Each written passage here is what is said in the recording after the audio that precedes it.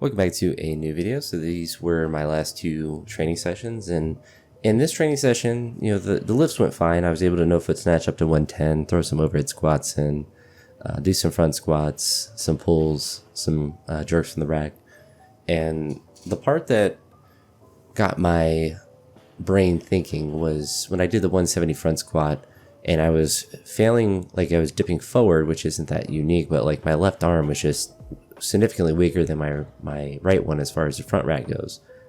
And I'm thinking of, or I was brainstorming after I did all these main movements, of exercises I can do as accessory movements that would help me be able to hold that front rack better on that side, or at least something that I can use to develop that area. And I played around with the cable and moving it in different ways, and I eventually settled on a dumbbell pullover, which made my chest extremely sore, which is really, it's hilarious. My chest gets so much direct work without me trying to do it.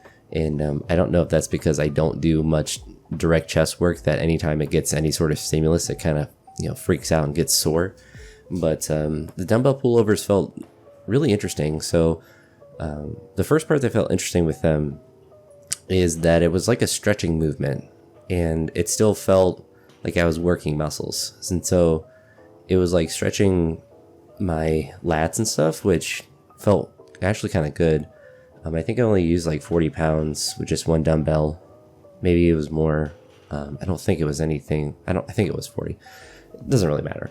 But playing with that movement, I was interestingly enjoying it and the stretch that I was getting from it. And it's something that I think I'll add in on the days where I want to do either tricep or shoulder focused work, since it kind of still worked my triceps a little bit and shoulders and back and all of that. But it's just like almost like a good compound lift for my upper body. So something I want to continue to add in.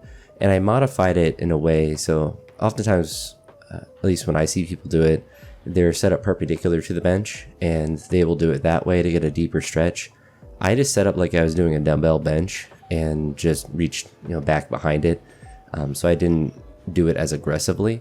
But with that, I felt more stable. And also for me, I think an important thing with any accessory movement is A, how easy is it the setup, and B, like how desirable is that movement to do. So that's why I'm not going to do hack squats or lunges and stuff, because it's so mentally difficult to do at the end of a training session that it's something I'm never truly going to be able to work hard enough to get a good benefit from. And so that's why I opt for things that are just mentally easy to do, in the sense that upper body stuff is usually pretty easy to do. If I'm going to do lower body, it's going to be like lunges and leg curls, and stuff that you don't really have to think very hard or get like hyped up to do. You just kind of go through the range of motion, which for accessory work, I think is a good thing to do.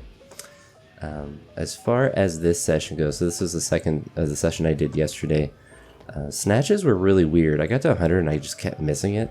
And I really didn't figure out what I was doing wrong until the very last snatch that I did. So I got up to 110, where I made it 3 times, and then went up to 115, missed it, made it, missed it, then went down to 100 just to practice the lift. And I think using the hook grip wasn't necessarily messing me up, but I had been using straps for most of the main movements. But when I'm looking at these hundreds, or just really most of the lifts, the pull off the ground, I think I was being too aggressive. And it wasn't until the very last 100 that I did where I tried to almost pull it slow at first, like that first inch to pull it slow and then go normal, where it didn't feel like I was actually doing the whole movement correctly. So that's something I need to keep in mind. It's really easy for me, with how strong my deadlift and pull is, to just want to yank it off the ground, but really I need to pull it slow initially, like the first inch, and then go to being normal. Because that's the other trap I go into, is almost the other extreme, where I just don't think about pulling aggressively, and so then I end up not pulling, pulling under aggressively, which is why I was able to make those 110s, because I was really just trying to be aggressive under the bar, which is something that's important as well. But I wasn't really disappointed with these 100. I did 5 singles. I missed one of them. It was like that 80 that I kind of makey miss, where I probably could have ran it out with that. I'm also trying to pull symmetrically, so trying not to pull towards that left side, but I think that's just the imbalance that I have right now. I'm also curious how much my right hip is pushing the weight to the left side at this point, because it's not weak necessarily or has an issue, but just from that past hip thing that I did have, if there's like a mobility difference or something. So something that I'm paying attention to. But that last 100 kilogram snatch I was really happy with, and I took a while before I was thinking about doing clean jerks, and I just really didn't have the desire to do them. So decided to do a couple presses and got up to 95 here, kind of tried to do a double, and you kind of see like I'm being lazy with these presses where I'm just kind of cheating them when I caught that first one, not really letting it settle and stuff, which I think for people who struggle with overhead press like myself, I think it's honestly a good piece of advice is to kind of allow yourself to cheat on your reps, whether you're leaning back a little bit or not letting it settle entirely, because so much of the difficulty of overhead press is to get it past that sticking point. And so if you do ilia presses or like cheating presses like I was kind of doing today, you can kind of power through those reps and still practice those same movements and also, eventually get to heavier weights. Because at the end of the day, like a strict press or whatever, it's just an accessory movement.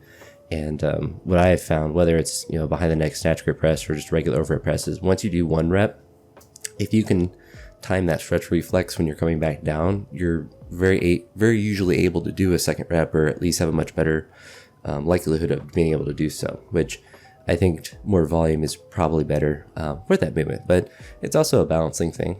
I don't think it's necessarily super important whichever way you do it, as long as if you're kind of cheating the movement, or if you're being extra strict or whatever with it. But anywho, I'm hoping this Friday, I'm recording this morning, since it's the last Friday before school starts back up next week, that be able to hit some big weights. We'll see. I'm a little bit sore still, so I don't know if that will happen or not, but yeah, we'll see what happens. But anywho, if you made it to this far or to this point of the video, I appreciate it, and I'll talk to you all in the next one. Peace.